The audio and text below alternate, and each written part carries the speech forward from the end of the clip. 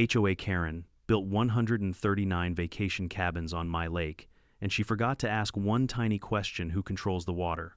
I'm Evan McCrae, fifth-generation steward of Lake Kestrel and the old stone lodge that watches over it. Sloane Whitfield, our platinum-smiled HOA queen, decided my shoreline was her sandbox, slapped a forged plat on the county desk, and marched in the bulldozers. 139 concrete slabs sprouted like mushrooms after rain. Cute decks, string lights, zero permission. Here's what she didn't know. My great-grandfather built Kestrel Dam to hold steady at 1838 feet, but it was engineered to rest perfectly safely at 1845, 7 quiet feet. A legal easement. A physics lesson with receipts. When she pushed, I didn't shout. I turned a wheel, and gravity did what gravity always does, calmly, relentlessly, without taking sides. Before we dive in, drop your location and local time in the comments, and if you love HOA drama with receipts, subscribe so you don't miss the twist. When people say don't poke the bear, they usually mean don't anger the person who can destroy you. Sloane Whitfield never got that memo. Maybe she thought her pearl necklaces made her bulletproof, or that her HOA letterhead carried more weight than a century of recorded deeds. Either way, the moment she filed that forged plat map with the county clerk, she started a war she couldn't even spell. It began quietly, like all bureaucratic crimes do. One Tuesday morning, I got an HOA newsletter in my mailbox, though I'm not even part of their association. A glossy, full-color piece of propaganda titled, "Exciting Expansion, the Kestrel Ridge Community Recreation Area." It had all the trimmings, digital renderings of a sandy beach, a volleyball court, kayak racks, and smiling families roasting marshmallows by my water. Only one problem: their entire recreation area sat squarely on the northern cove. My land, my title, my taxes, my lake bed. At first I thought it was a typo. Maybe a new intern at their design firm got the coordinates wrong. I'm an engineer. I believe in data over drama. But when I pulled the county plat map and compared it with my own digital overlay, the line between our properties had mysteriously drifted hundreds of feet into my side. Clean, precise. Just enough to claim about 50 acres of shoreline, including the gentle slope where my grandfather used to fish for bass before the war. That's when the alarms went off in my head. Boundary drift like that doesn't just happen. Someone had paid a surveyor to redraw it. So I called the name listed on the HOA's survey, Grant and Howell Engineering PLLC. No answer. The voicemail was disconnected. I dug deeper. Old habits die hard when your ancestors were engineers and your idea of a hobby is auditing public records. Turns out the licensed surveyor who signed that map had lost his license 2 years prior for falsifying documents in a zoning dispute over in Asheville. He wasn't even allowed to submit paperwork in North Carolina anymore. That's not an error, that's fraud. I printed out everything, the deed chain going back to 1923, the 1976 sale records from when my great-uncle sold the adjacent 1000 acres to pay estate taxes, and my most recent GPS-based survey. Then I grabbed my Trimble rover, hiked the border, and shot new data points every 30 feet. It took 3 days, 2 blisters, and 1 angry copperhead encounter, but by the end, I had a centimeter-accurate model of my entire property line. When I overlaid the HOA's forged map, the result looked like a magician's trick. Exposed a perfect, deliberate shift of the boundary, just subtle enough that most people would never notice. I compiled it all into a 40-page report, complete with timestamps, coordinates, and official county deeds.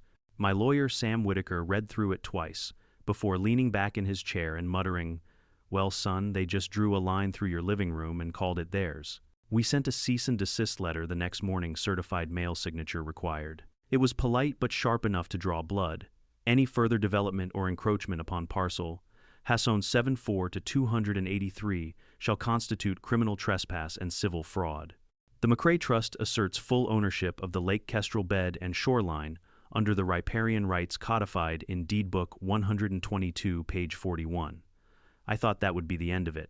Most sane people would fold at the sight of legal precision. But Sloane wasn't sane, she was addicted to control. A week later, I found myself invited, well summoned, to the next HOA board meeting to clarify community concerns. I showed up in jeans, work boots, and a flannel shirt that still smelled faintly of hydraulic oil. Their boardroom looked like the lobby of a mediocre country club, mahogany veneer fake fern in the corner, a Keurig that hissed like it was offended to be there. Sloane sat at the head of the table, hair perfectly sprayed, smile perfectly fake. Beside her was a lawyer from Summit Gate Communities, the developer backing her expansion dreams. Around the table sat 5 homeowners who clearly just wanted their pool passes and peace and quiet. Mr. McCrae. Sloane began all honey and venom. "We understand you're confused about the property lines. Our survey shows," I cut her off. "Your survey was submitted by a man who lost his license for falsifying county maps. That's not confusion, that's forgery." The room went still. One board member choked on her coffee. Sloane blinked once, twice, and then smiled wider like a python adjusting its jaw. "Those are serious accusations," she said. "They're also true," I replied, sliding a copy of my report across the table. "You're trespassing. You have until Friday to pull your crews off my land." She didn't even look at it. Instead, she held up her glossy map to the board like it was scripture. "This," she declared, "is the community's lake. It's in our name, our development plan, and our marketing materials." Mr. McCrae's claims are unfounded. He's simply unwilling to cooperate. Her tone had the smug finality of someone used to getting their way. The homeowners clapped politely, unsure whether they were applauding logic or lunacy. After the meeting, I overheard her whisper to her lawyer, "He's just some hermit up the hill. By the time he sues, we'll have it built." And that's when I understood her strategy: delay, deny, and develop. She didn't care about being right. She cared about being first. Once the land was altered, once the cabins were up, it would take years of litigation to undo it, and no judge would order the demolition of multi-million-dollar community assets. She was gambling that I didn't have the stomach or resources to fight. That was her mistake. Within a week, bulldozers appeared at the cove. They tore through the old oaks my grandfather planted in 1948, flattening the slope like it was just another line item on a spreadsheet. I filmed everything from my porch date time, GPS overlay. I even called the sheriff. Deputy Carter showed up 20 minutes later, scratching his head under his hat. He looked at my official survey, then at the HOA's flashy one, then back at me. "Sir, ma'am," he said cautiously, "this looks like a civil dispute. Not really something I can arrest anyone for." Which is law enforcement code for good luck in court. Sloane smiled, that brittle, sun-damaged smile of hers. "Thank you, officer. We appreciate your understanding." The next morning, I walked the edge of the damage. 50 acres of churned soil, broken roots, and shattered history. The air smelled like diesel and arrogance. I picked up a chunk of torn survey flag, theirs not mine, and pocketed it as evidence. That night, I sat in my study surrounded by a century of blueprints, maps, and leather-bound ledgers from the McCrae family archives. My great-grandfather Colin had designed Kestrel Dam himself in 1928, and his notes were obsessive handwritten calculations, contour sketches, rainfall records, even diary entries. That's when I decided I wasn't just going to fight her with lawyers. I was going to fight her with physics.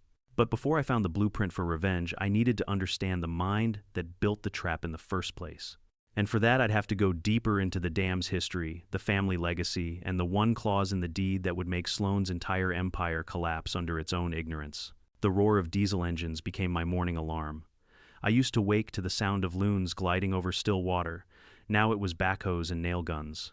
Within a month, the northern cove of Lake Kestrel looked like a construction zone straight out of a developer's fever dream. Gravel trucks rumbled through my access road. Temporary power lines hung over trees like cobwebs. The HOA had officially broken ground on my soil. The sign went up first: the Pinnacle Cabins, Phase 2 of Kestrel Ridge. A slick bronze and blue billboard featuring happy families clinking wine glasses by a lakeside fire pit. I couldn't decide whether to laugh or throw up. Beneath the marketing gloss, the dirt told a different story: illegally disturbed wetlands, mangled roots, tire ruts deep enough to swallow a kayak. Sloane Whitfield was there every morning, perched in her white golf cart like a commander, inspecting the front lines. Her Escalade sat idling behind her with the engine running, because apparently turning it off was beneath her. She'd point, gesture, and occasionally hold court with her entourage of contractors, clipboard in hand. Her oversized sunglasses made her look like a bird of prey. Every few days I'd catch her turning in her seat to glare up at my lodge. That glare was pure challenge. I didn't wave. I just lifted my camera. From my porch I filmed everything, date-stamped, geotagged, archived. A small army of subcontractors moved with stunning speed. Foundations poured, walls craned into place, prefab cabins arriving on flatbeds like boxes of cereal stacked side by side. Within 8 weeks, there were 139 of them, cookie-cutter luxury retreats, lined up like teeth along the stolen shoreline. They weren't shacks either. These were high-end vacation rentals, HVAC units, humming septic tanks, buried decks overlooking the lake I owned. By my estimate, the project represented at least $12 million in unpermitted construction. I didn't interfere. Not yet. I watched, I documented, and I planned. One evening, as I sat in the old study flipping through my great-grandfather's dam journals, I came across a weathered blueprint labeled Flow Regulation, Upper Spillway Gate. Underneath, he had written in neat, cursive maintain operating elevation at 1,838 feet for safety and aesthetics. Structural capacity confirmed at natural high water line 1,845 feet. 7 feet. The words might as well have been written in gold. You see, 1,845 feet wasn't some arbitrary number. It was the natural topography of the valley. The point at which the lake left unchecked would fill to its true shoreline. Every cabin the HOA built sat between 1,839 and 1,844 feet in elevation. In other words, inside the lake bed, they hadn't built next to the water, they'd built in it. And thanks to my ancestors' meticulous engineering, I had every legal right to raise that water to its natural mark, so long as I followed dam maintenance protocol. Before I acted, though, I made sure every bolt and wheel still turned the way it should. At dawn, I hiked down to the Kestrel Dam, named for the sharp-eyed birds that still nested in the cliffs above it. The air in the dry gallery was cool and smelled of limestone and machine oil. 2 massive iron wheel valves sat on either side of the tunnel, connected to the sluice gates that controlled the outflow. Each one was as tall as my shoulders, its spokes worn smooth from a century of careful hands. My father used to bring me here as a kid, letting me spin the wheel a quarter turn while explaining, "This is how we keep the valley safe, Evan. The dam listens, but it never forgets." That day it listened to me again. I turned the valves just enough to feel the old gears engaged, testing their range. The motion was heavy, deliberate, mechanical poetry. When the indicators settled back at closed, I knew the system still worked flawlessly. Meanwhile, above ground, the HOA's fantasy world was expanding. Sloane had begun advertising the cabins online. Lake Kestrel luxury cabins. Experience nature elevated. I nearly choked when I saw the tagline.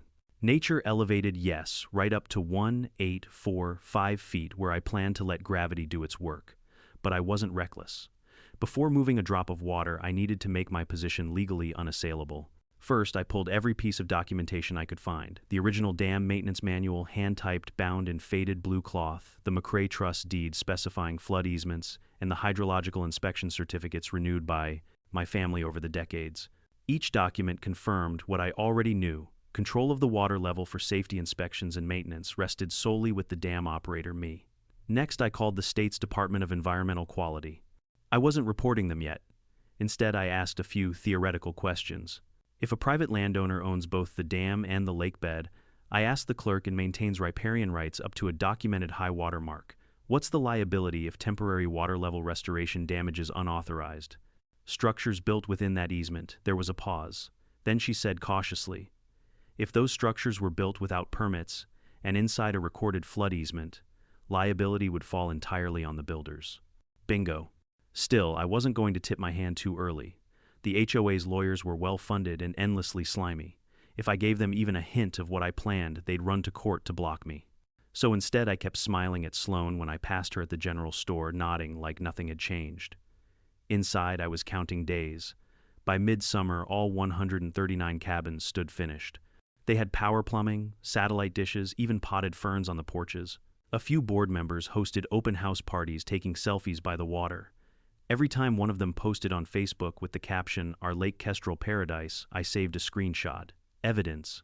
One humid afternoon, I stood on the bluff with my binoculars watching a ribbon-cutting ceremony at the main pier. Sloane was in her element, microphone in hand, HOA logo behind her. "This," she declared, "is the crown jewel of our community. The lake that brings us together." I almost laughed out loud. You could see it in her face, the smug certainty of someone who thought paperwork could rewrite physics. Her crowd cheered, champagne popped, and the mayor's assistant snapped photos for the local paper. I just whispered, "Enjoy it while it lasts." Because what they called Phase 2 was about to meet Act 3. That evening, back in my study, I drafted a letter with Sam, my lawyer. It was short, professional, and impossible to ignore. It read, "To the Kestrel Ridge Homeowners Association. This notice serves as formal communication from the Kestrel Dam Operations Office. In accordance with dam safety regulations and riparian maintenance rights established in Deed Book 122, the lake will be restored to its documented high water elevation of 1,845 feet for routine inspection. All property owners are advised to remove movable property from the designated flood easement zone by 9:00 a.m., 2 days from receipt of this notice.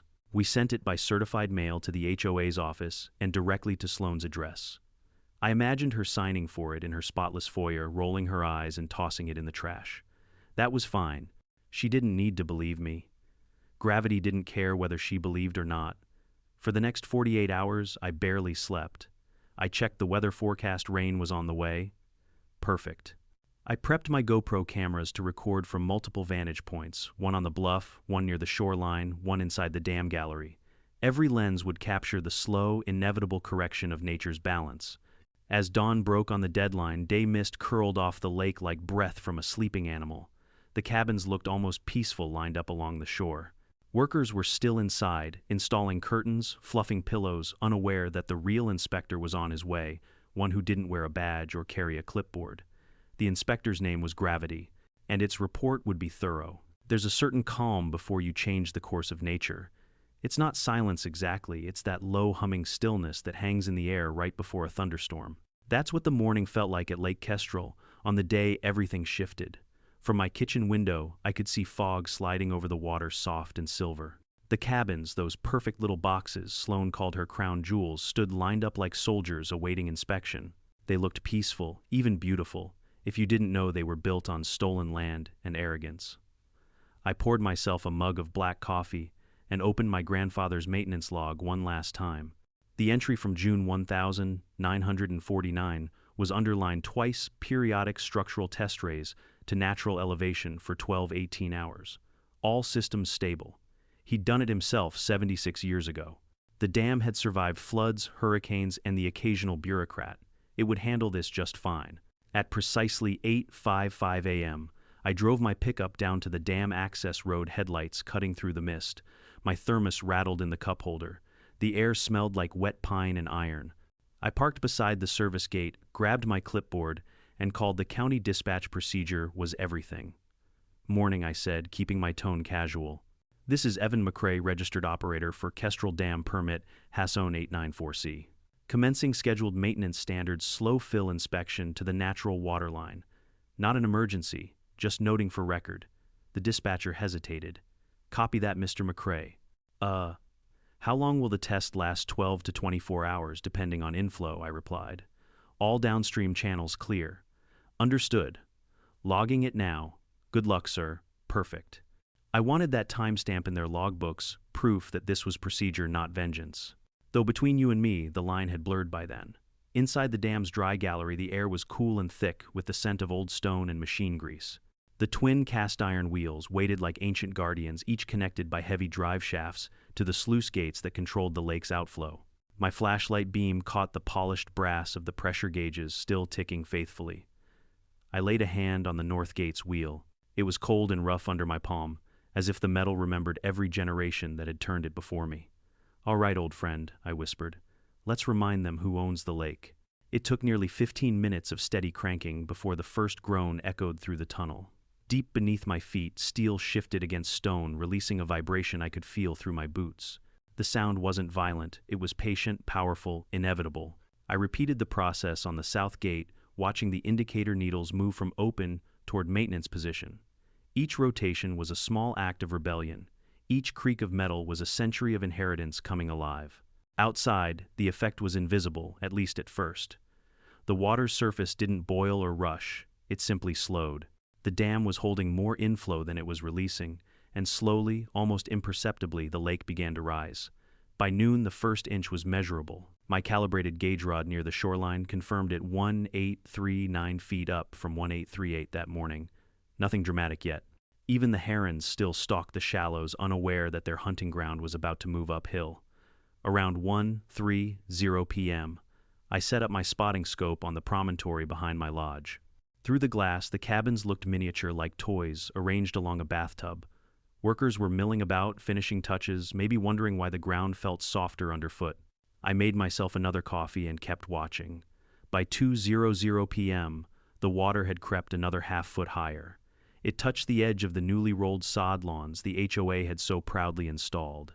A few workers noticed. I could see them pointing phones out, maybe taking pictures to text to their supervisor. Nobody panicked. Why would they lakes fluctuate right? By 3:15, the lowest cabins, those closest to the cove, had puddles forming around their foundations. A foreman splashed through the mud, waving his arms.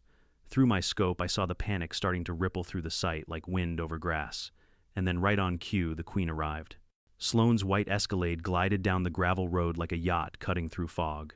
She stepped out in a crisp linen outfit and platform sandals, phone glued to her ear, gesturing wildly toward the water. Even from half a mile away, I could read her body language, outrage mixed with disbelief. She thought it was a mistake. She thought she could fix it with a phone call. I leaned on the railing, sipped my coffee, and murmured, "Try calling Gravity, Sloane. Let me know if it picks up." The rain started an hour later, just a light drizzle, but it added to the inflow. By 4:00 p.m., the lake had reached 1842 feet. Water lapped against the concrete slabs of the first row of cabins. Wooden stairs bobbed loose. A portable generator sparked and hissed before going dark. I could see people running now, contractors shouting, homeowners pointing, Sloane yelling into her phone. The soundtrack was distant thunder and chaos. By 5:00 p.m., the first cabin went under. Water poured through its sliding doors like the world's slowest avalanche. Curtains fluttered once before, disappearing beneath the rippling surface. One down, 138 to go. Through all of it, I stayed calm. I wasn't gloating.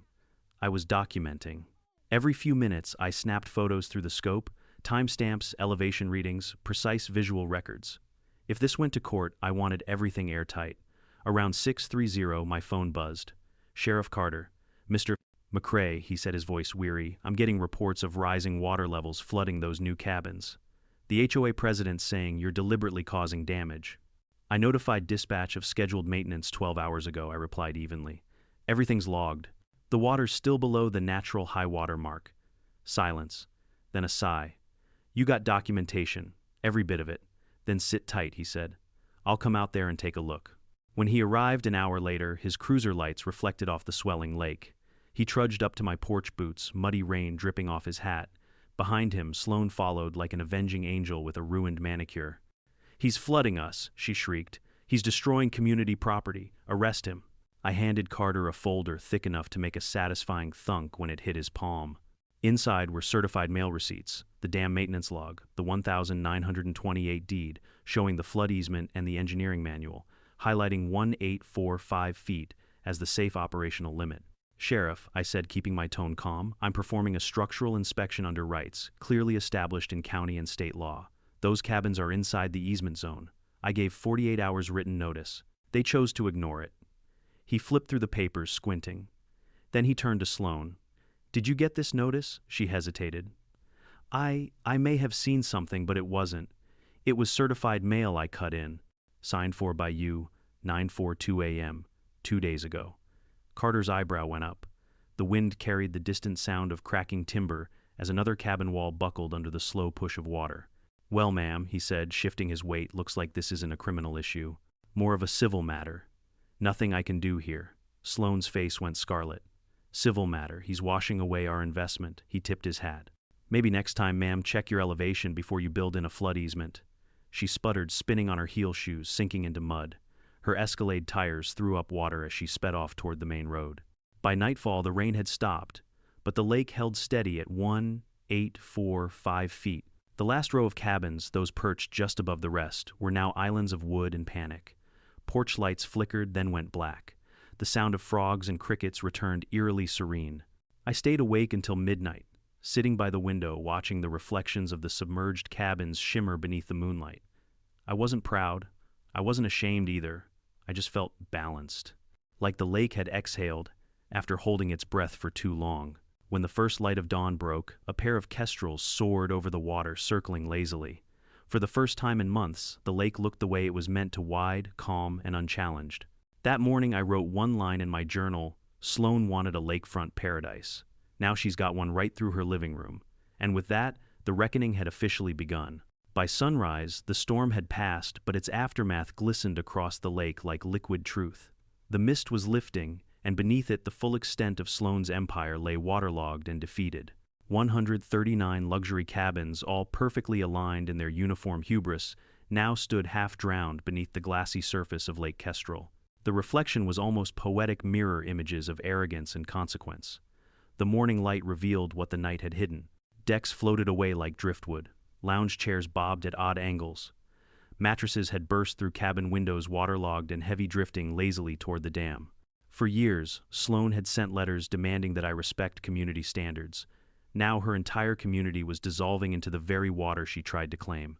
But while I stood at my window, sipping coffee, the real waves were forming elsewhere in inboxes, phone lines, and emergency meetings. By 9:00 a.m., my phone began buzzing nonstop. Local reporters, homeowners, even a panicked clerk from Summit Gate Communities, the developer wanted to get my side of the story.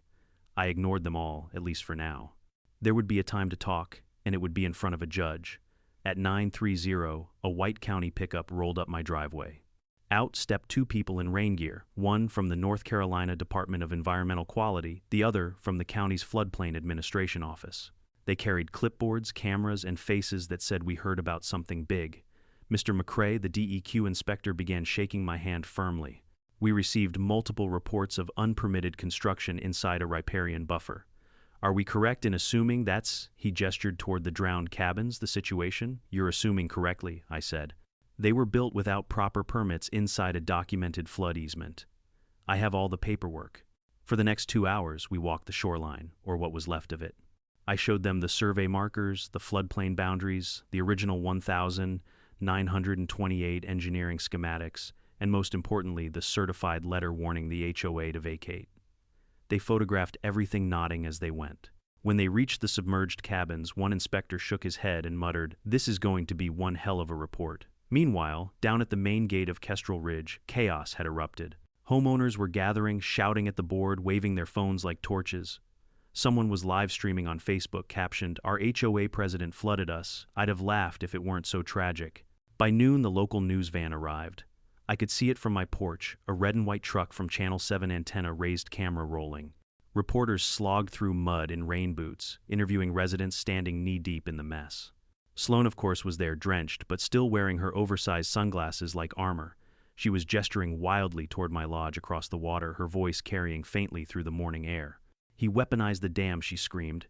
"He's trying to destroy this community," I smiled. "Communities built on fraud destroy themselves." That afternoon, my lawyer Sam Whitaker drove up in his dusty sedan. He looked like a man both exhausted and exhilarated. "Well," he said, climbing out, "you've sure stirred up a hornet's nest. The developer's already calling this an act of God. I suppose you're the deity in question." "Gravity's the real God here," I replied. "I just gave it permission." He chuckled, then got serious. "The DEQ's already filing a formal notice of violation against the HOA. They'll hit them with 6 figures in fines for environmental damage alone. You couldn't have planned it better if you'd scripted it." "Oh, but I did plan it," I said. "Every inch, every foot, every elevation line." He looked at me for a long moment, then nodded. "You know, Evan, there's poetic justice, and then there's whatever this is." By late afternoon, county officials had taped off the access road to the cabins, citing unsafe conditions. A few enterprising residents tried to reach their cabins by kayak, some even using pool floaties, but the sheriff's deputies turned them back. "Private property," Carter told them, pointing toward my lodge. And technically, he's not wrong. Inside her temporary command center, the HOA clubhouse, now doubling as a crisis bunker, Sloane convened an emergency meeting. Thanks to a friendly neighbor who recorded the entire thing on their phone, I got to enjoy the replay that evening. It opened with chaos, people yelling, chairs scraping. One homeowner shouted, "You told us he was bluffing."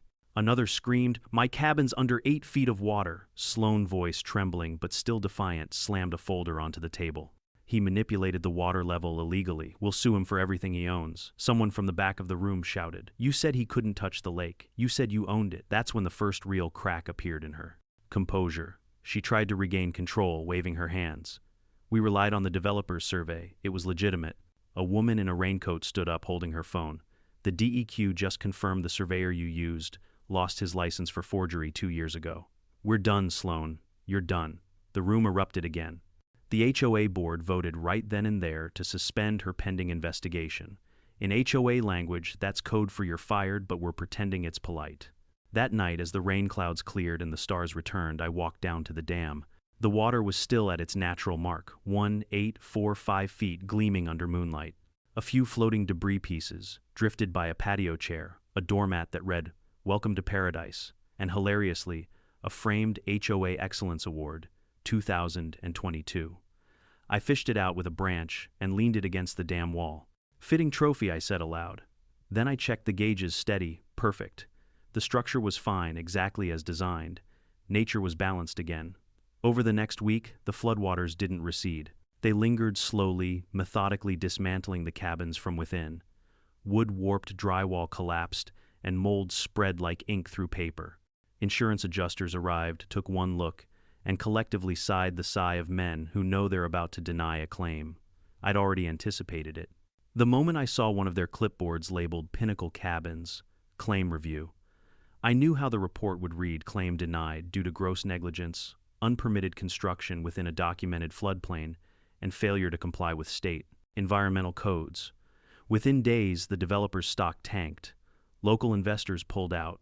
Their social media pages were flooded, pun intended, with angry comments and screenshots of the sinking cabins. Meanwhile, the county attorney contacted me directly. "Mr. McCrae," she said carefully, "you've been the subject of quite a bit of discussion at the courthouse. We've reviewed your documentation and, well, you were within your rights, legally and hydrologically." "Hydrologically," I repeated, smiling. "That's a first." She laughed softly. "Let's just say your dam is the only thing around here still holding." The fallout spread like ripples. Within 3 weeks, multiple lawsuits had been filed. Homeowners against the HOA against the developer against their surveyor, and ironically, the surveyor now facing criminal charges against no one because he'd vanished. Out of state. And me, I wasn't named in a single suit. My notice, my documentation, my calm, methodical timing, they had turned what looked like vengeance into pure legal precision. Of course, public opinion didn't need a courtroom to decide. The local paper ran the story under the headline, "HOA ignored flood warnings, built cabins in easement, Lake Kestrel strikes back." They even quoted me from an interview I finally agreed to give. I didn't flood their cabins. I simply returned the lake to where it belonged. Gravity doesn't take sides, it just takes the shortest path. Sloane disappeared soon after. Rumor had it she moved to Florida, trying to reinvent herself as a property consultant. I wish her the best, preferably somewhere above sea level. As for Lake Kestrel, it was quiet again. The kestrels returned to their nests. The air smelled clean. And at night, when the moonlight rippled across the restored shoreline, I could almost hear my great-grandfather's voice. "The dam listens, but it never forgets. Neither do I." By the second week, the town of Hawthorne Falls wasn't talking about the weather or politics or even the high school football game. They were talking about Sloane Whitfield, the woman who built Atlantis. That's what the newspaper called her after the drone footage went viral. 139. Shiny, brand-new cabins submerged like modern ruins beneath the mirrored skin of Lake Kestrel. I didn't post the video, but I sure didn't stop anyone else from sharing it. Someone from Channel 7 had filmed the aerials, panoramic shots sweeping over the drowned community, the glittering water, swallowing roofs and decks, Sloane's half-collapsed pier poking up like a monument to arrogance.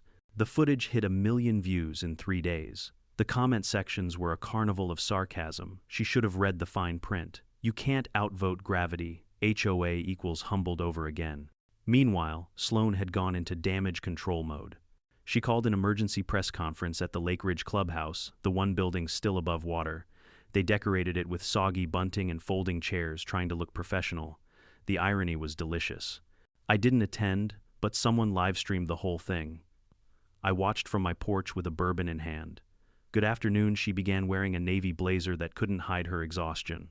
"I want to assure all Kestrel Ridge residents that the board is taking immediate legal action against the individual responsible for the deliberate sabotage of our community." Her voice wavered on sabotage. Behind her, a handful of soaked homeowners looked unconvinced. A man raised his hand. "You mean the landowner you ignored, the one who warned you?" Sloane's smile cracked. "Sir, this is not the time." "Oh, I think it's exactly the time," another woman interrupted. "You told us he couldn't legally touch the water. You said the map was verified." The murmur spread. Phones went up. Cameras zoomed in. Sloane's press conference had officially turned into her trial. By the time it ended, half the HOA board had resigned on the spot. 2 days later, the HOA bank account, nearly drained by emergency contractor fees and pending lawsuits, was frozen under a court order. And the cherry on top, the developer Summit Gate Communities issued a public statement that threw Sloane straight under the bus. The HOA president acted independently and without proper authorization when commissioning the now invalid survey and initiating construction within a regulated flood easement. Translation, we're not paying for this. When Sam, my lawyer, read it aloud in his office, he laughed so hard he spilled his coffee. That woman's empire just dissolved faster than her lawn furniture. Still, I wasn't gloating. Not entirely. There's a strange melancholy that comes when you watch justice happen not as vengeance but as physics. It doesn't roar. It simply settles. That weekend, I drove into town for the first time since the flood. Normally, I keep to myself groceries, hardware, the occasional stop at the feed store. But this time, every person in Hawthorne Falls seemed to know who I was. At the gas station, the clerk, a kid barely out of high school, grinned as he handed me change. "You're the guy from the lake, right, man? That video was wild. Guess gravity went viral," I said. Even the sheriff waved when I passed him in his cruiser. Carter rolled down his window and shouted, "Hope the lake's behaving itself." "It's better behaved than some people," I shouted back. At the diner, folks offered to buy me pie and coffee. It was friendly, sure, but also curious, reverent, in a small-town way. They weren't celebrating destruction. They were celebrating the idea that someone had finally stood up to an HOA bully and won. That night, I found an envelope taped to my gate. It was damp from dew, handwritten in a shaky script. Inside was a note from one of the older residents of Kestrel Ridge, Mr. McCrae. "I just wanted to say thank you. We didn't know what Sloane was doing. She told us it was all approved. My husband and I lost our savings in that cabin, but at least now the truth is out. Maybe next time we'll ask better questions before following someone with a clipboard. Respectfully, Grace Halloran." I read it twice. Then I tucked it into my journal beside my great-grandfather's notes. Some people build monuments out of stone. My family built them out of consequences. 2 weeks later, the DEQ released its official report. It was brutal. Unauthorized construction within a protected floodplain. Violation of sediment control and buffer regulations. Negligent disregard for existing hydrological easements. Culpable parties: Kestrel Ridge HOA President, SHOA Whitfield. The fine $87, 0 inches environmental penalties non-negotiable. On top of that, the county attorney announced pending civil action for property damage to the watershed and unlawful modification of drainage infrastructure. Sloane was finished. The last time I saw her was in the parking lot of the county courthouse. She was getting into her car flanked by 2 lawyers who looked like they'd rather be anywhere else.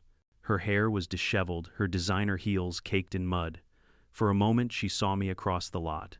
We locked eyes. She didn't speak, didn't sneer, didn't even glare.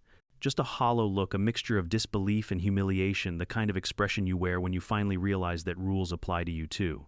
I nodded, once polite as ever, then turned away. By autumn, the cabins had become a ghost story. The lake shimmered higher than usual, that season's sunlight dappling over the submerged rooftops like coins at the bottom of a fountain. Fishermen came from nearby counties just to see the drowned village. Kids in kayaks told each other that if you listened closely, you could still hear the hum of air conditioners beneath the water. Nature, of course, moved on. Ducks nested in the eaves of a half-sunken cabin. Lilies took root in what used to be driveways. Herons perched on chimneys like sentinels. It was eerie, beautiful, and somehow fitting. Meanwhile, Summit Gate quietly filed for bankruptcy protection. Their parent company rebranded under a new name, Blue Haven Developments. Same executives, new logo, same greed. As for the HOA, dissolved. The state revoked its charter after the board failed to meet financial solvency requirements. What was left of its treasury, mostly debt, was seized to pay partial fines. One afternoon, a county official knocked on my door with a clipboard and a smile. "Mr. McCrae, I wanted to inform you that ownership of the former development zone has legally reverted to the McCrae Trust pending remediation. In simpler terms, the land was mine again. It took me a long time to process that. The cabins, the shoreline, the laughter that used to echo off the hills, it all belonged to my family once more. But it didn't feel like a victory parade. It felt like restoration, a return to balance. I hired a local salvage crew to start dismantling what was left above water. It wasn't easy work. Mold, warped wood, and twisted metal made the cleanup dangerous. Still, I insisted on being there every day. The crew thought I was crazy, but I wasn't watching destruction, I was witnessing rebirth. At dusk, when the machinery fell silent and the lake glowed gold beneath the setting sun, I'd sit on the old stone bench my grandfather built and listen. No motors, no shouting, no HOA meetings, just frogs, birds, and the steady whisper of water against rock. Some evenings, locals paddled by in canoes. They'd wave, sometimes shout a question across the water. You really flooded them on purpose, I'd just shrug. I didn't flood anyone. I just let the dam breathe. They'd laugh, paddle off, and I'd go back to silence. Because here's the truth. Sloane never understood you can't own a lake, you can only respect it. Try to cage it and it'll eventually push back. And when it does, it won't scream or rage. It'll rise. Quietly, patiently, perfectly. By winter, the last of the cabins were gone, dismantled plank by plank. The land was bare again, waiting for spring. Waiting, maybe, for forgiveness. I ran my fingers along the old dam's railing and whispered, "We did it, Granddad. We kept it safe." The Kestrels called overhead, circling their namesake lake, and for the first time in years, Lake Kestrel was truly free. Winter settled early that year, quiet and deliberate. The air around Lake Kestrel turned crisp enough to make every sound carry: the creak of the dam gate, the splash of a heron landing, even the faint rattle of ice forming along the reeds. After months of chaos, the silence felt earned. The headlines had faded, the lawsuits were crawling through court like lazy turtles, and Sloane Whitfield's name had become a punchline whispered over coffee at the diner. But for me, it was finally time to breathe. That's the strange thing about revenge. It doesn't end with fireworks. It ends with still water. The first snow came in early December, dusting the lake's surface like powdered sugar.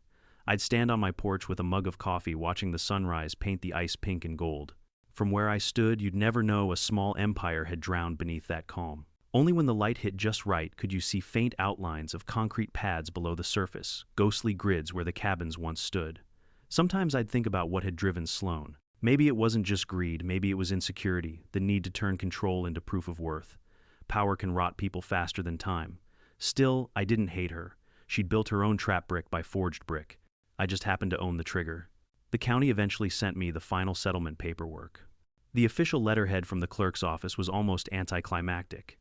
This document certifies that parcels 174 to 283 amperes through 174 to 283 joules previously occupied by the Kestrel Ridge HOA and its associated development are hereby transferred to the McCrae Trust as restitution for unlawful encroachment and damages. It felt strange seeing my name back on land my family had held for nearly a century before some slick developer's map had erased it. Restitution, they called it. I called it correction. Sam, my lawyer, came by that evening with a bottle of whiskey. To the quiet man who weaponized paperwork and water pressure, he toasted. I laughed. And to the attorney who made sure no one could call it a crime. He took a sip, then set the glass down. "You know, Evan, I've been doing this 30 years. I've seen petty wars over mailboxes, lawns, garden gnomes, you name it. But what you did," he leaned back in his chair, "that was art. Cold, measured, lawful art." "Art's generous," I said. "I just followed the blueprint." He smirked. "Yeah, your great-grandfather's blueprint and Newton's." We sat for a while watching the ice form thin veins across the lake. The dam's spillway hissed softly in the distance. Somewhere out there, a lone owl called low and slow. After Sam left, I walked down to the dam gallery one last time before the freeze. The metal smelled of rust and history. My flashlight swept across the machinery, silent now, but alive with potential. I ran my hand along the cold iron wheel, tracing the grooves worn by generations before me.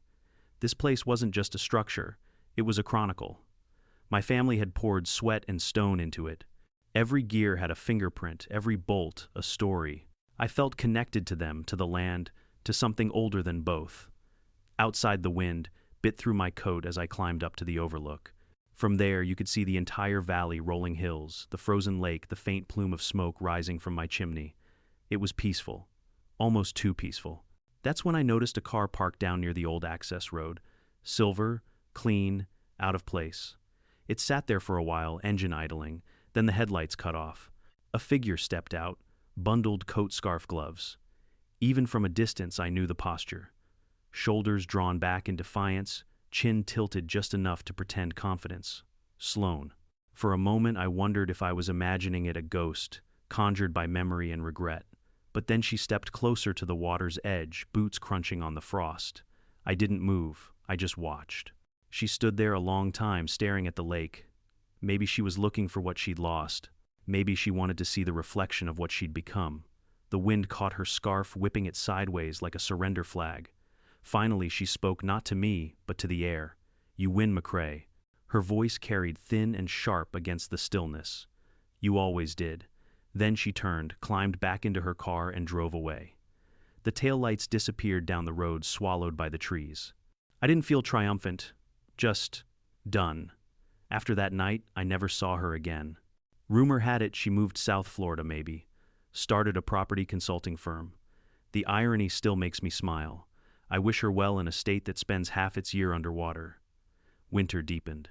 The lake froze solid by January. The ice creaked under the weight of memory, and I let it. Some evenings I'd light a fire and read through my great-grandfather's journals again.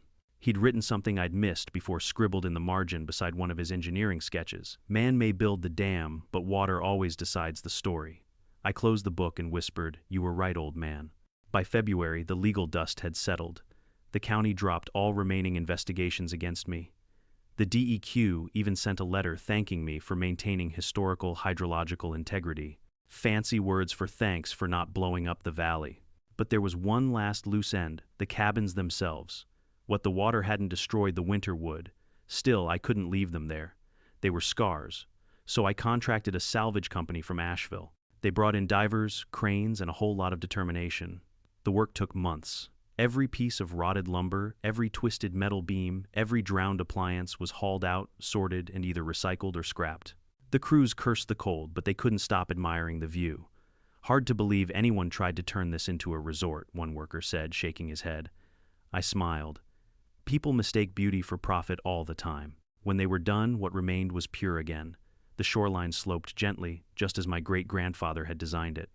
The soil, freed from the weight of arrogance, drank in the snowmelt. Spring would bring wildflowers, I knew. Nature was good at healing when left alone. By March, the county installed a new sign near the public road, Kestrel Lake Preserve, managed by the McCrae Trust, no unauthorized construction, no exceptions.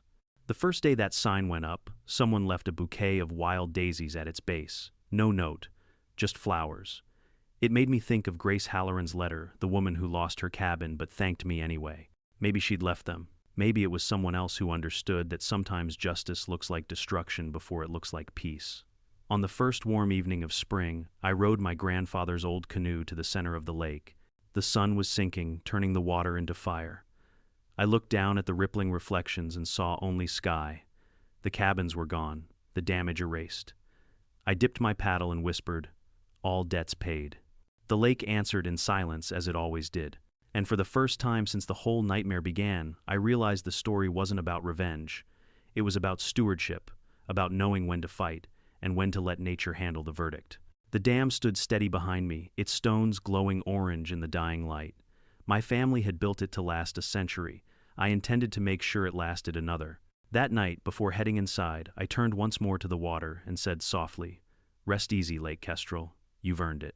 Spring didn't just bring birds back to Lake Kestrel, it brought subpoenas. The legal weather front arrived as a stack of envelopes so thick my mailbox leaned like a tired mule. I wasn't the target. I was the map everyone needed to explain how they'd driven off the cliff. Homeowners sued the HOA sued the developer sued the surveyor still vanished, was sued by the state.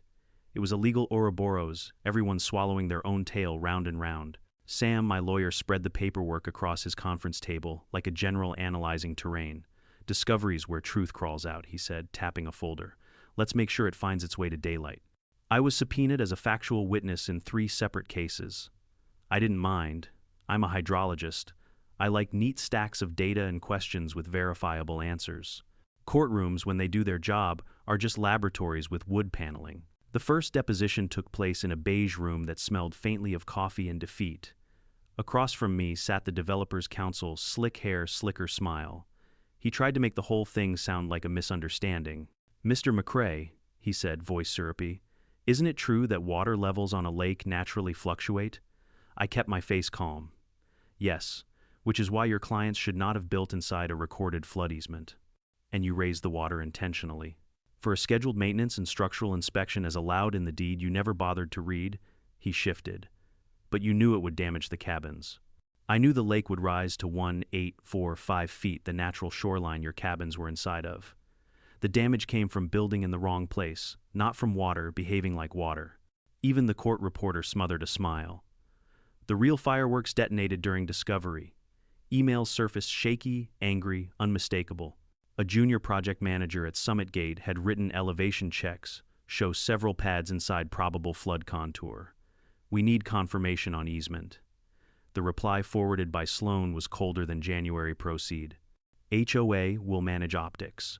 Another thread from the developer's risk analyst warned surveyor's license history is concerning. "Recommend second opinion." The reply, Too late. Marketing launched. Sam slid the printouts across his desk to me. They knew, he said softly. They absolutely knew. In the homeowners' class action, I sat through opening statements on a rainy Tuesday. The plaintiff's attorney, a woman with a voice like a church bell and a spine of tempered steel, stood before the jury and told the story clean. They didn't just build cabins. They built a lie. They dismissed warnings, sidestepped permits, and gambled with other people's savings, knowing full well a lake rises to its shoreline. This case is not about a storm. It's about hubris that met physics. When the HOA's turn came, their new interim president, a mild man with accountant energy, looked like he wanted to apologize to every person in the room. Instead, he read a prepared statement about misplaced trust. The jury looked back at him the way a parent looks at a child who has painted the dog. But the day that etched itself into my memory came courtesy of a forensic document examiner with the state. She testified about the forged plat map, the pressure inconsistencies in the stamp, the copied signature pixelation, the backdated notary seal. Then she uttered the line that hushed the gallery. This map is not just inaccurate, it is counterfeit. If a lake could smile, Kestrel did. Meanwhile, insurance adjusters slithered through proceedings with the dry precision of calculators. Their findings were brutal and simple. Claim denied gross negligence.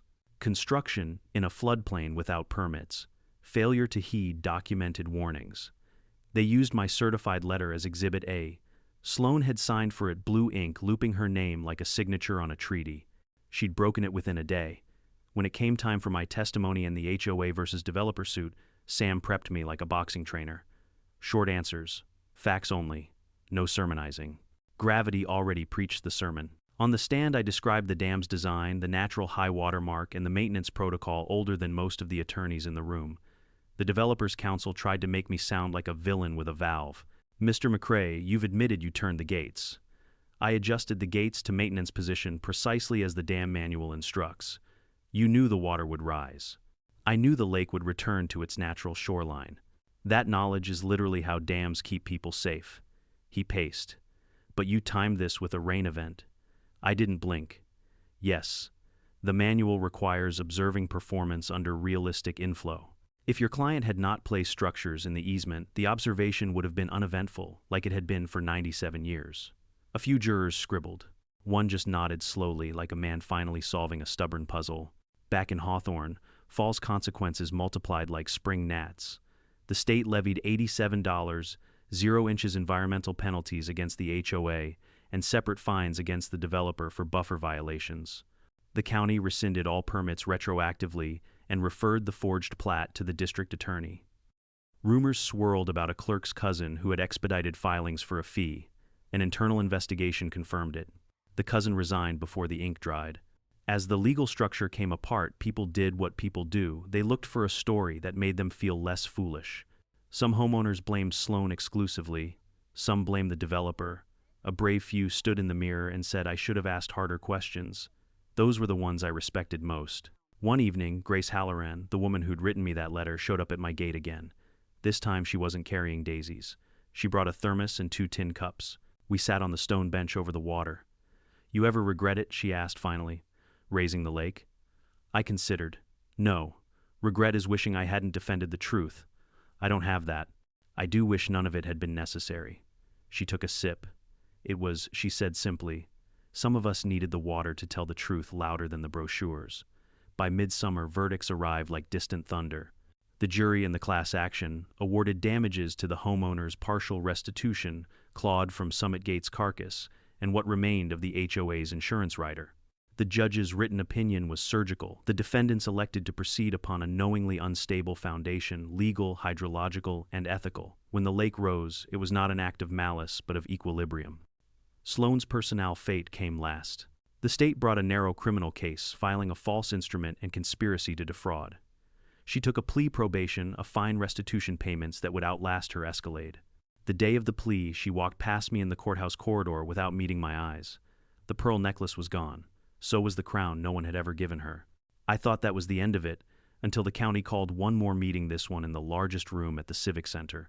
A new slate of neighborhood leaders, developers, and landowners gathered to adopt what the agenda called best practices for shared waters.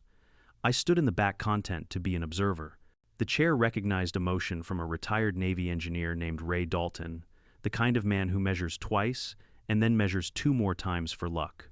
He read the proposed rule in a steady baritone. Any HOA or developer seeking to modify or benefit from property it does not own must obtain 1. A vote of at least 2/3 of affected residents. 2. An independent engineer's report covering hydrology, drainage, and floodplain impacts.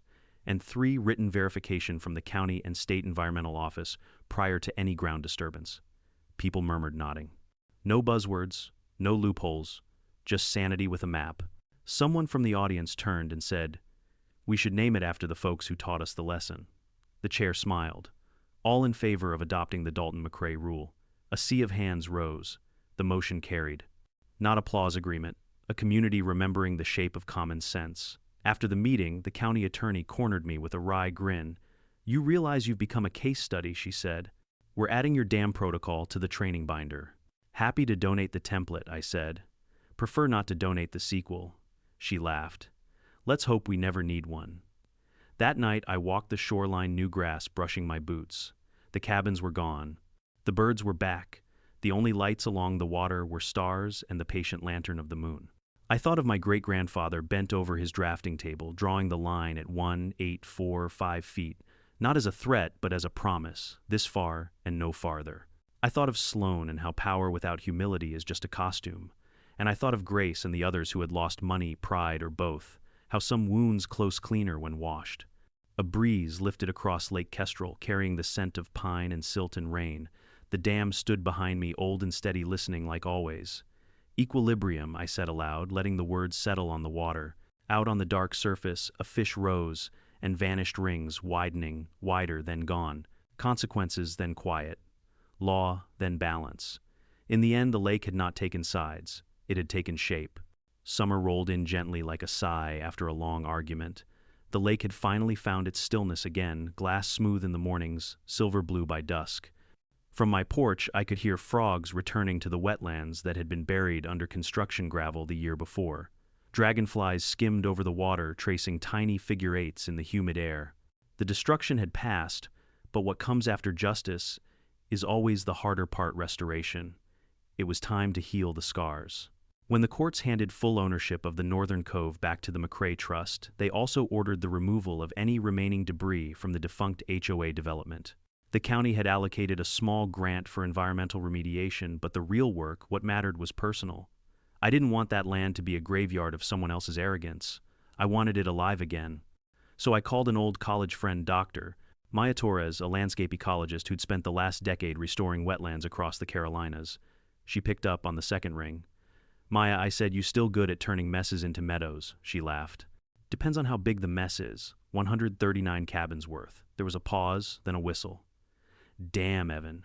What did you do, unleash Poseidon?" "Close enough." She arrived a week later in a dusty Subaru, wearing work boots and a grin. "So this is your famous lake," she said, shading her eyes as she looked out at the water. "The one that ate an HOA. That's the one." Maya walked the shoreline for hours, notebook in hand, muttering to herself in the language of scientists and saints. Sediment gradients good, invasive reed patches but recoverable. Oh, this slope could be perfect for wetland. Grasses. By sunset, she had a plan. "We're going to give this lake its lungs back," she said. "Native grasses, black willows, red maples. You'll have herons nesting here by fall." "Herons are already back," I said. "They beat you to it." The next few months turned the Northern Cove into something between a worksite and a symphony. Local volunteers showed up: retired farmers, high school kids earning service hours, even a few ex-HOA residents who wanted to help make amends. The first day, one of them, a man named Tom Brennan, hesitated before shaking my hand. "I was one of the folks who clapped for Sloane at that meeting," he said quietly. "Didn't realize we were clapping our way into quicksand. Figured I owed the lake some labor." I nodded. "Welcome aboard. Just don't clap this time, dig." By mid-July, the air buzzed with the sound of shovels, laughter, and the occasional curse when someone stepped into mud up to their knees. We planted willows near the low banks and switchgrass along the floodline. Maya taught everyone how to anchor root balls properly, explaining how each species would hold the soil filter runoff and rebuild the natural buffer that had been bulldozed for Sloane's recreation area. I filmed it all time-lapse footage that showed brown-scarred earth slowly greening day by day. When the last sapling was in the ground, Maya wiped her hands on her jeans and said, "Give it one good season." "You won't recognize this place." She was right. By September, the slope that had once held rows of identical cabins was now a patchwork of green and gold. Wildflowers exploded across the meadows, coreopsis, coneflowers, asters. Frogs croaked at dusk. Deer crept cautiously through the new growth. Nature didn't just forgive, it thrived on second chances. I kept working on the dam too, running full inspections and repainting the safety rails that my great-grandfather had installed in the 1920 seconds. The state sent an engineer to verify its structural integrity. After 2 hours of measurements and nodding appreciatively at the masonry, he said, "Mr. McCrae, I've seen modern dams built with twice the budget and half the brains. This one could outlive both of us." "That's the idea," I said. Later that month, the county hosted an official ceremony to mark the restoration. They called it Lake Kestrel Renewal Day. The irony wasn't lost on anyone. A banner hung across the park entrance, "From Flood to Future, a community reborn." The mayor gave a speech about resilience and learning from mistakes, while the local news station aired drone shots of the new shoreline. They even asked me to say a few words. Public speaking isn't my thing, but when the microphone was handed over, I didn't read from notes. "I don't have a lot to say," I began, "except this water remembers. It remembers the path it's supposed to take, and it remembers who respected that path and who didn't. My family didn't build this lake to own it. We built it to understand it. The moment we start treating nature like property instead of partnership, it stops asking permission." Applause rippled through the crowd, not loud but real. After the ceremony, Grace Halloran approached with her husband, both wearing mud-stained work gloves. "We planted 50 trees, she said proudly. "Feels like we're finally making something right." "You already did," I said. "You showed up." Later that evening, as the crowd thinned and the light faded, Maya and I stood on the dock, watching the reflection of the new trees ripple in the lake. "You know," she said, "there's a certain poetry in how this ended. The same water that wrecked those cabins is feeding new roots." "Poetry or karma?" I said. "Maybe both." She smiled. "You think Sloane ever looks at this place online?" Maybe, I said. "If she does, I hope she sees what the lake looks like when it's respected." That fall, the County Wildlife Board reported something that made me laugh out loud. A pair of bald eagles had nested near the restored cove, the first sighting in decades. The local paper ran the headline, "Lake Kestrel welcomes its namesake." That article stayed pinned on my fridge for months. Not as a trophy, but as a reminder that sometimes the best revenge is a flourishing ecosystem. As winter approached again, the lake took on that quiet, glassy calm. I'd walk the new shoreline trails, gravel paths, winding through young saplings, and think about how easily everything could have gone differently. If I'd let anger steer instead of patience, if I'd flooded recklessly instead of methodically, if I'd sought destruction instead of proof. But patience had paid off, just like gravity, steady, deliberate, unstoppable. One evening, as the sun melted behind the hills, I found a small wooden sign someone had nailed to a post near the water. It read, "Respect the lake. It doesn't forgive ignorance." No name, no signature, just truth. I stood there for a long time, listening to the gentle lap of waves against the rocks. The air smelled of pine and new soil. In the distance, a group of kids laughed, their voices echoing across the water as they skipped stones. For the first time since this whole mess began, I didn't see wreckage or lawsuits or arrogance. I saw balance. Maya was right. You wouldn't recognize the place now. The lake had taken back its shape, and in doing so, given the town a new one. Sometimes the best way to fix something broken isn't by fighting harder, it's by letting the natural order finish the argument. I walked home as dusk fell, passing the old bench where my grandfather used to sit. The air was still, the dam humming faintly behind me, the trees whispering their slow applause. Lake Kestrel was alive again, not as a symbol of revenge, but of restoration. A year passed before I realized how quiet life had become. No more letters on HOA stationery, no more lawyers circling like buzzards. Just the slow rhythm of days shaped by light and water, mornings filled with mist, afternoons heavy with the scent of pine, evenings where the lake mirrored the stars so perfectly you couldn't tell where heaven stopped and earth began. Some people think peace feels like victory. It doesn't. It feels like exhaling after holding your breath for too long. The world had moved on from the lake that ate the HOA, but every now and then someone still found a reason to drive up my gravel road. Reporters, students, even county engineers all wanted to see the dam that taught a lesson. They expected spectacle. What they found was quiet competence, an old stone structure, oiled gears, clean spillways, and a man who kept notes instead of grudges. In the spring, the county invited me to speak at the University of Asheville's Environmental Law Symposium. I nearly said no. I'm not much for podiums. But Sam, my lawyer, convinced me. You've already told the story once with water, he said. Might as well tell it with words. So I stood before a room full of professors, students, and bureaucrats. I didn't use slides. I just told them what happened, plain and unpolished. I didn't win because I had better lawyers, I said. I won because the facts were older than all of us. The lake existed long before the bylaws, and it'll exist long after. Water doesn't care about signatures. It cares about gravity pressure and the arrogance of those who forget either. When I finished, the room was silent for a moment.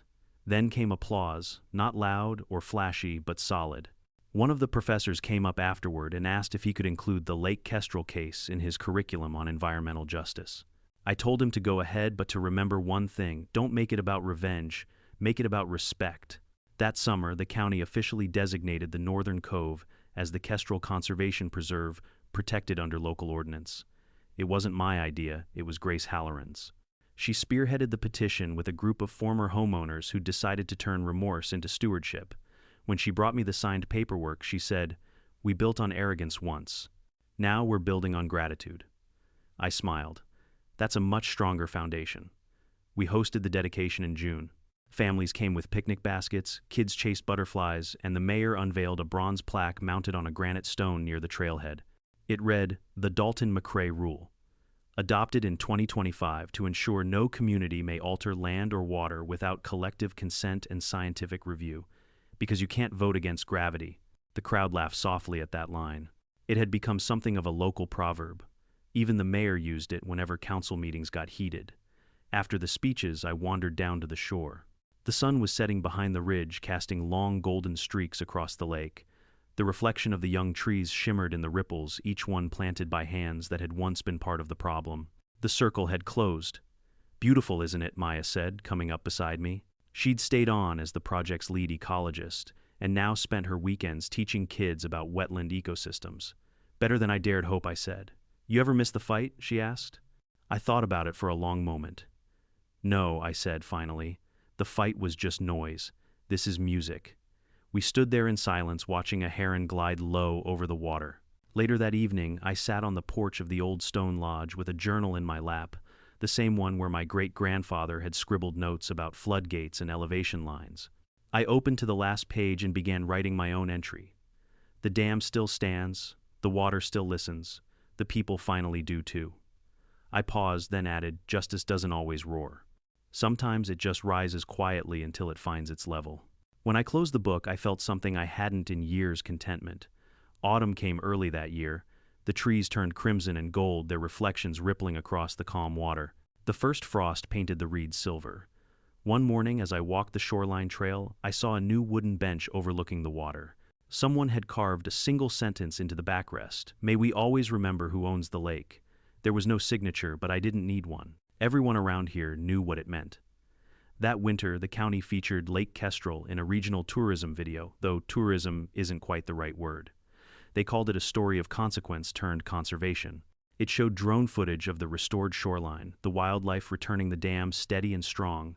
The narration ended with a simple line: "At Lake Kestrel, nature didn't take revenge.